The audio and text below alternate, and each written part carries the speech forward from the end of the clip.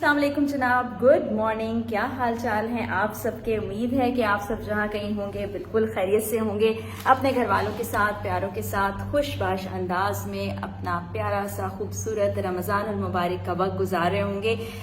तो इससे पहले कि मैं आज की रूटीन और एक्टिविटी आपको दिखाऊं, मैं आपको बताना ये चाहती हूँ कि आप तमाम लोगों का एक ऐसा सवाल जो सबसे ज़्यादा आया, वैसे मेरी कोशिश होती है कि मैं आपके हर सवाल का जवाब दूँ, लेकिन ये सवाल बहुत सारे लोगों ने पूछा तो मैंने सोचा कि आप लोगों को इसका जवाब बताया जाए। तो आपने पूछा कि क्या मैं आपके कमेंट्स खुद पढ़ती हूँ। तो जनाब, ये जो मेरा व्लॉग्स वाला चैनल है इसके जवाबात मैं खुद देती हूँ, आपके सारे कमेंट्स खुद पढ़ती हूँ। बाकी इंस्टाग्राम हो, फेसबुक हो, यूट्यूब हो, उस पर बाकी जो दूसरा चैनल है उस तरह नहीं देख पाती, तो टीम देखती है। तो ये वो चैनल है जिस पर मैं आप लोगों के सवालात के जवाबात खुद दे रही होती हूँ और कमेंट्स पढ़ रही होती हूँ। लेकिन होता यह है कि आपकी माशाल्लाह से इतने ढेरों ढेर कमेंट्स होते हैं कि एट टाइम्स ना मैं कमेंट्स पढ़ती हूँ, उसका रिप्लाई करती हूँ, उसके बाद फिर और कमेंट्स आ जाते हैं, तो फिर थोड़ी सी कोताही हो जाती है। तो वो आई होप कि आप अंडरस्टैंड करेंगे और उसकी मैं एडवांस में आपसे माजरत करती हूँ। तो आज यहाँ मौजूद हूँ और अब मैंने सारे काम तकरीबन मुकम्मल कर लिए हैं। बिजली का काम, पंखों का काम, किचन का काम, वॉशरूम का काम, और बाहर बड़ा शोर हो रहा है, पता नहीं बाहर क्या चल रहा है। तो अब मैंने सुकून से बस किचन को भी मैनेज कर लिया है। खाना बनाना होता है और सुकून से सारे काम हो जाते हैं। अब चीज़ें सेटल हो गई हैं ना, तो अब बड़ा मज़ा आ रहा है। आज मैंने बड़ी मज़ेदार सी रेसिपी बनानी है और वो रेसिपी आपसे भी शेयर करनी है। और उसके अलावा ना कुछ चीज़ें मैंने पहले से बना के रख ली हैं, वो क्या बनाई हैं और वो कहाँ पर हैं वो भी मैं आपको दिखाती हूँ। और फिर हम किचन में चलते हैं। किचन में जो मौजूदा रिसोर्सेज हैं उसके मुताबिक मैंने आज बनाने हैं चिकन कोफ्ते। और घर पे थोड़ी सी डिफरेंट रेसिपी होती है, टेस्ट तो आई होप सेम ही आएगा, और यहाँ पर थोड़ी सी डिफरेंट रेसिपी होती है। लेकिन उससे पहले मैं आपको दिखाती हूँ, मैंने फ्रूट चाट रेडी करके रखी है, आटा फ्रिज में बना के रख लिया, यानी गूंद के रख लिया। तो वो दिखाती हूँ कि फ्रूट चाट कैसी बनी। छोटा सा फ्रिज है लेकिन इसमें मैंने चीज़ें मैनेज करके रख ली हुई हैं। और ये देखेंगे, मैंने फ्रूट चाट बनाई थी। फ्रूट चाट में मैंने आज केले, खरबूजे और सेब डाले, और इसके अंदर मैंने माल्टे का रस, चीनी, काली मिर्चें पिसी हुई और नमक डाला है। और इसको फ्रिज में इसलिए रखा है ताकि ये ठंडा हो जाए इफ्तार तक। तो ये ज़बरदस्त है चाट तैयार। तो मैं आ गई हूँ इस किचन के अंदर, और मुझे नहीं पता फ्रेम कैसा बना है, वो कि मैं आप लोग को नज़र आ रही हूँ। तो ये मैंने आपको दिखाया था कि ये मैंने चढ़ा दिया है कोफ्ते की ग्रेवी के लिए सामान। नॉर्मली मैं करती हूँ कि जैसे घर में होते हैं तो मैं प्याज, टमाटर, दही और उसमें सब मसाला डाल के उसको ग्राइंड कर लेती हूँ। ग्राइंड करने के बाद फिर मैं उसको घी के अंदर अच्छी तरह से पका लेती हूँ, और पकाने के बाद फिर उसमें कोफ्ते डालती हूँ। लेकिन चूंकि यहाँ अभी मेरे पास ग्राइंडर मौजूद नहीं था, तो मैंने सारा कुछ इसमें डाल के पकाने के लिए रख दिया, इसको ढक दिया ताकि ये अच्छी तरह गल जाए। इसको फिर हम भूनेंगे और उसी तरह से ग्रेवी तैयार हो जाएगी। घी भी मैंने थोड़ा सा डाल दिया, और इधर मैंने पैन में घी गर्म करने के लिए रखा था। अब इसमें हम कोफ्ते डालेंगे और कोफ्तों को कर लेंगे हम फ्राई। अच्छा, ये बने बनाए कोफ्ते लेकर आई थी मैं, क्योंकि चिकन वाले जो है ना वो मुझे बने बनाए ज्यादा अच्छे लगते हैं।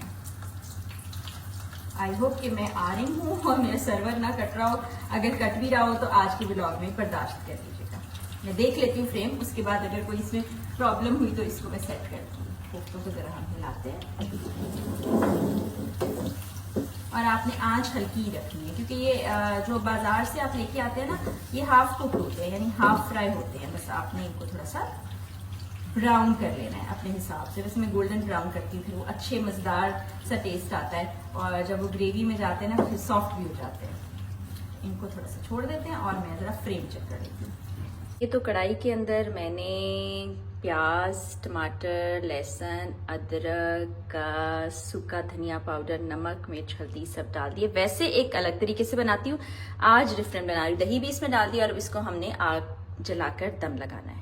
जब तक कोफ्ते फ्राई होते हैं ना, मैं आपसे एक और झटपट मजेदार सी रेसिपी शेयर कर लेती हूँ। वैसे आपको आवाज़ आ रही होगी, किचन में मैं ये करीब ही बैठी हुई है, साथ ही है टेबल और वो पीछे ये देखिए किचन है, तो मुझे सब नज़र आता रहता है, मैं देखती रहती हूँ। खुशबू से भी पता चल रहा था कि कहीं जल तो नहीं गया, कुछ हो तो नहीं गया।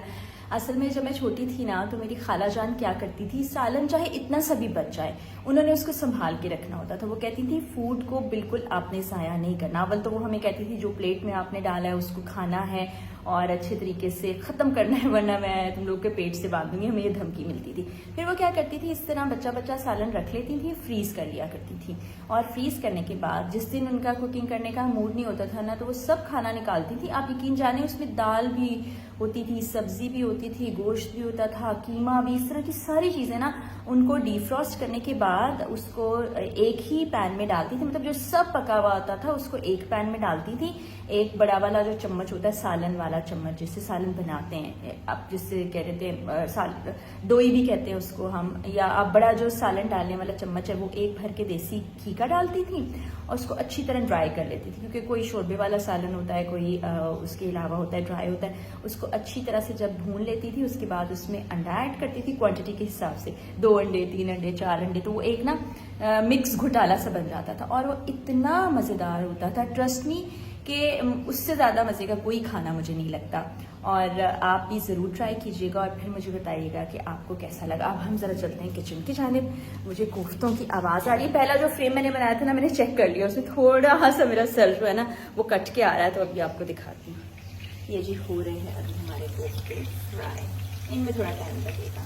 तो देखें जी, मैं आपको साथ साथ टिप्स भी देती जा रही हूँ जी, तो चेक कर लेते हैं साथ साथ। ये भी कर लिया। अच्छा जी, आँच आपने बिल्कुल धीमी रखनी है। धीमी आँच का फायदा ये होता है कि उस पर जो चीज़ें हैं अच्छे से पक जाती हैं, सही से नरम होती हैं। और कोफ्तों की भी आपने आँच जो है उसको बहुत धीमे रखना है ताकि वो अंदर तक ना पक जाए। वैसे तो हल्की, बिल्कुल भी नहीं ऐसा कि वो बिल्कुल ही पके ना, आपको 1 घंटा लग जाए, बस धीमी रखनी है आपने। अभी मैं आपको दिखा दूंगी करीब करके कैमरा के कितनी आँच है। तो आजकल रूटीन क्या चल रही होती है, इस तरह होता है कि जैसे अभी इफ्तार कर लिया, उसके बाद इफ्तार कुछ देर आराम कर लेते हैं इफ्तार के बाद, और फिर सहरी के वक्त जाके, बल्कि थोड़ा पहले ही जाग जाते हैं, फिर सहरी करते हैं और उसके बाद मैं तो नमाज के बाद दोबारा सो जाती हूँ। शायद मैंने आपको ये रूटीन बताई भी हो, लेकिन मुझे याद नहीं पड़ा, दोबारा से बता रही हूँ। तो उसके बाद ये होता है कि वो ऑफिस के लिए निकल जाते हैं। अच्छा, ऑफिस तो होता ही होता है, मतलब ट्रांसमिशन तो होती है। उसके बाद सुबह 8 बजे 9 बजे शूट के लिए भी निकलना पड़ता है और एट टाइम्स तो आउट ऑफ सिटी भी जाना पड़ता है। तो रमज़ान के साथ काम काफ़ी ज़्यादा होता है। तो अब मेरे अंदाजे के मुताबिक कोफ्ते बिल्कुल पकने के लिए तैयार हैं। तो इनको बस थोड़ा सा और टाइम देते हैं और उसके बाद इनको हम निकाल लेंगे और फिर ग्रेवी के पकने का हम करेंगे इंतज़ार।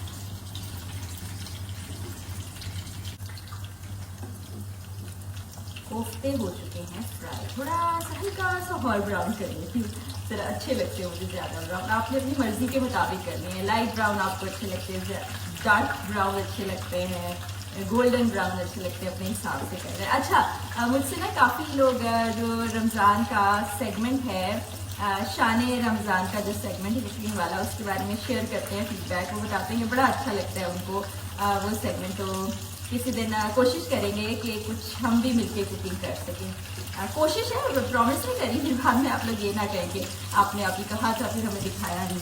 आज थोड़ी सी कम करते हैं। और बड़ी अच्छी मुझे देखिए, वैसे तो दोस्त है वसीम और इकरार बड़े अच्छे से, लेकिन ऑन स्क्रीन जो उनकी केमिस्ट्री बड़ी ज़बरदस्त है। अल्लाह ताला इसी तरह से रखे, शाद रखे, आबाद रखे और उनकी दोस्ती कायम दायम रहे, आमीन। तो अब हम कोफ्तों को निकालते हैं प्लेट में। ये प्लेट मेरे पास ही है। ये देखिए ब्राउन, ये 12 कोफ्ते थे और मैंने एक बड़े साइज का प्याज, जो कि 2 प्याजों के बराबर था, वो लिया था। टमाटर 1 लिया था। दही 4 से 5 चम्मच जो टेबल स्पून होते हैं, यानी जिससे आप चावल खाते हैं ये वाले, ये थे। और आपके मशवरे के मुताबिक अब मैं नॉन स्टिक पैन में ये वाला चम्मच इस्तेमाल कर रही हूँ और या फिर लकड़ी वाला चम्मच। तो आप लोगों के बड़े अच्छे मशवरे भी मुझे मिलते रहते हैं और मैं उन पर अमल भी करती हूँ। और जो हाथ जलने के हवाले से रेमेडीज और चीज़ें आपने बताई थी ना, वो भी मैंने बिल्कुल उनको फॉलो किया और अब मेरा हाथ जो है काफ़ी बेहतर है। मैं आपको दिखाऊंगी बाद में वीडियो में इंशाल्लाह।